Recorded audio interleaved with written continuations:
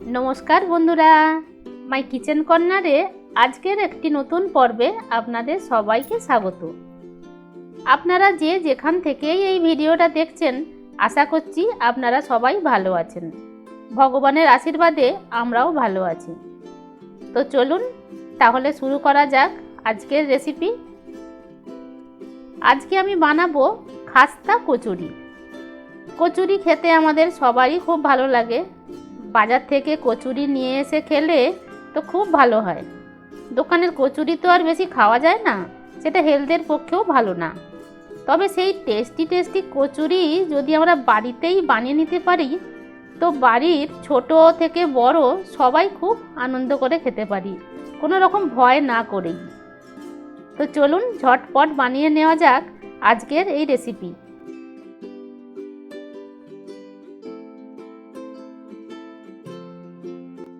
আমি এখানে মুগ ডালের খাস্তা কচুরি বানাবো।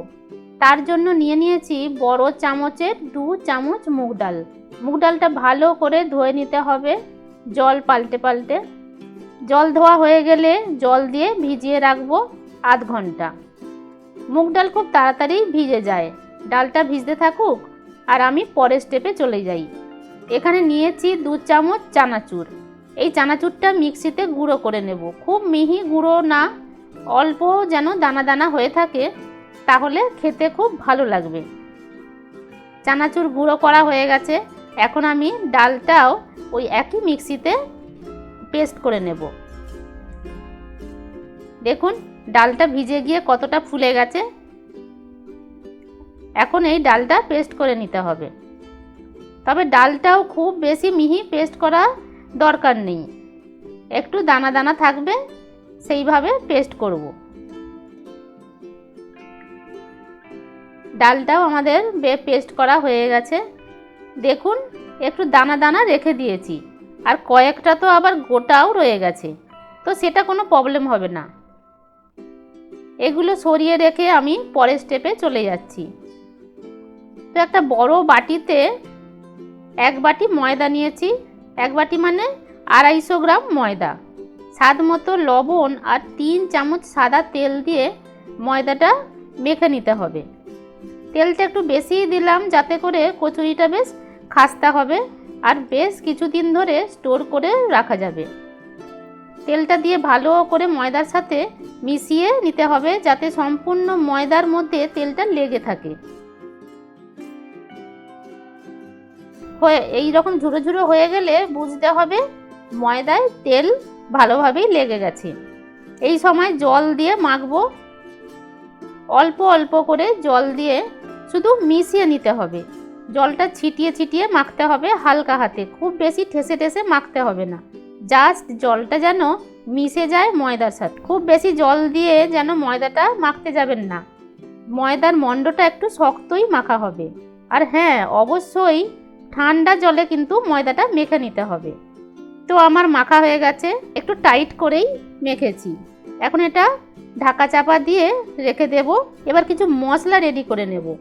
বাটিতে একে মশলা দিয়ে রেডি করে নিচ্ছি।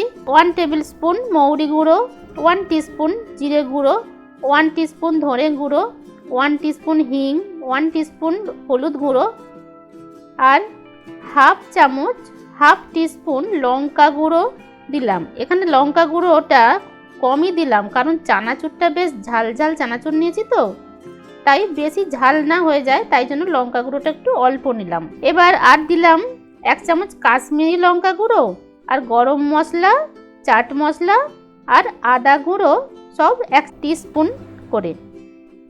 মশলাটা আমাদের রেডি হয়ে গেছে। এর মধ্যে যদি কোনো মশলা না থাকে তো স্কিপ করে যেতে পারেন, তবে হিং আর চাট মশলাটা স্কিপ করবেন না। অন্যদিকে গ্যাস অন করে কড়া বসিয়ে দিয়েছি, আর তেল দিলাম 1 চামচ। এখানে কিন্তু আমি সরষের তেল নিয়েছি। আপনারা যদি সরষের তেল না দিয়ে সাদা তেলে করেন তো করতে পারেন, তবে সরষের তেলে খুব ভালো ঝাঁঝ এনে দেবে এই পুরটার মধ্যে। তেল গরম হলে অল্প একটু গোটা জিরে ফোড়ন দিলাম। জিরে ভাজা সুন্দর গন্ধ বেরোলে রেডি করে রাখা মশলাটা দিয়ে দেব। গ্যাসের ফ্লেমটা লো রেখেই কিন্তু মশলাটা দিতে হবে। একটু নাড়াচাড়া করে ডালের পেস্টটা দিয়ে দিলাম। মশলার সাথে পেস্টটা খুব ভালোভাবে মিশিয়ে নিতে হবে। স্বাদ মতো লবণ আর গুঁড়ো চিনি দিয়ে ভালো করে মিশিয়ে নিলাম। গুঁড়ো চিনিটা দিলে খুব ভালো করে মিশে যাবে। লবণ আর চিনিটা মিশে যাওয়ার পর দিয়ে দিলাম চানাচুর গুঁড়ো। চানাচুর গুঁড়োটা কিন্তু খুব ভালো করে মিশিয়ে নিতে হবে। যখন ভালোভাবে মেশানো হয়ে যাবে বা এই রকম ঝুড়ো ঝুড়ো হয়ে যাবে তখন নামিয়ে নেব। পুর আমাদের রেডি হয়ে গেছে। এতক্ষণ লাগলো শুধু কচুরির প্রিপারেশন করতে। এবার মেন স্টেপে যাব। ময়দাটা বেশ ভালো মতনই সেট হয়ে গেছে। দেখুন কতটা টাইট করে মেখেছিলাম আর এখন কতটা সফট হয়ে গেছে। তো এর থেকে লেচি কেটে নিতে হবে। খুব ছোট ছোট লেচি কেটে নেব। হ্যাঁ, এই রকমভাবে এত ছোট ছোটই লেচি কেটে নেব।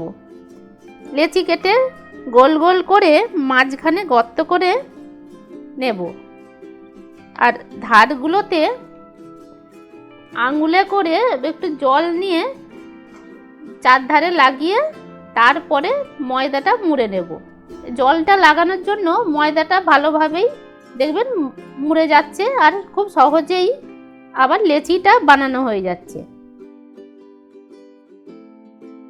আরও একটা আমি করে দেখাচ্ছি। গর্ত করে মাঝখানে 1 চামচ পুর দিয়ে দিলাম আর চারদিক থেকে মুড়ে দিলাম। হাতের তালুতে গোল পাকিয়ে একটু চ্যাপ্টা করে দিলাম। ব্যাস, আমাদের কচুরি রেডি হয়ে গেল ফ্রাই করার জন্য। এইভাবে একে একে সবগুলোই করে নিতে হবে। সাইজটা বেশি বড় না করে 2 টাকার কয়েনের মতো সাইজ করলেই খাস্তা কচুরি খেতে ভালো লাগবে। দেখুন বন্ধুরা, 250 গ্রাম ময়দায় কতগুলো লেচি হয়ে গেছে। তো এখন গ্যাস অন করে কড়াতে তেল দিয়েছি। রিফাইন তেল নিয়েছি বেশ অনেকটাই, কারণ এই কচুরিগুলো ডিপ ফ্রাই করতে হবে। তেলটা খুব বেশি গরম করব না, অল্প গরম করেই এই কচুরিগুলো ছাড়তে থাকবো। একটা একটা করে যতটা ধরবে কড়াতে সবগুলো দিয়ে দেব। আস্তে আস্তে বাবলস ওঠা শুরু হয়ে গেছে। এখন কিন্তু একদমই খুন্তি দেওয়া যাবে না। গ্যাসের ফ্লেমটা কিন্তু একদমই হাই করা যাবে না, লো রেখেই সম্পূর্ণ ফ্রাইটা করতে হবে। কচুরিগুলো এখন দেওয়ার সময় তো নিচের দিকে চলে গেছে, কিন্তু যেমন যেমন ভাজা হবে মানে হালকা হয়ে উঠবে তখন কচুরিগুলো ভেসে আসবে। এখন সবগুলো ভেসে উঠেছে। এবার আমি উল্টে দেব, তবে খুব সাবধানে উল্টাতে হবে। উল্টো পিঠটাও ভাজা করতে হবে গ্যাসের ফ্লেমটা লো রেখেই। এখন দেখে বোঝাই যাচ্ছে এগুলো ভালোভাবেই ফ্রাই হয়ে গেছে। এখন তেল থেকে ছেঁকে তুলে নেব। তেল থেকে ছেঁকে তুলে নেবার পর এগুলো ঠান্ডা করতে দিতে হবে। ঠান্ডা হলে তবেই শুকনো এয়ারটাইট জারে রাখতে হবে। গরম অবস্থাতে কিন্তু জারে রাখতে যাবেন না, আর জারটা যেন শুকনো থাকে সেটা খেয়াল রাখতে হবে। আওয়াজ শুনেই নিশ্চয়ই বুঝতে পারছেন কতটা খাস্তা হয়েছে। আর খেতেও কিন্তু দারুণ টেস্টি হয়েছে। কার কার খেতে ইচ্ছা করছে সত্যি করে বলুন আমাকে, আর বাড়িতে বানিয়ে আমাকে বলবেন আপনাদের কেমন হয়েছে। আর আজকের রেসিপি যদি ভালো লেগে থাকে তবে অবশ্যই করে লাইক করে দেবেন আর শেয়ার করবেন আপনার বন্ধু বা আত্মীয়দের সাথে। আর এখনও কি সাবস্ক্রাইব করেননি নাকি? তবে ঝটপট সাবস্ক্রাইব করে দিন আমার আরও রেসিপি দেখার জন্য। আজ এ পর্যন্তই। আমি আবার আসবো খুব তাড়াতাড়ি নতুন কোনো রেসিপি নিয়ে। আপনারা ভালো থাকবেন, সুস্থ থাকবেন। নমস্কার।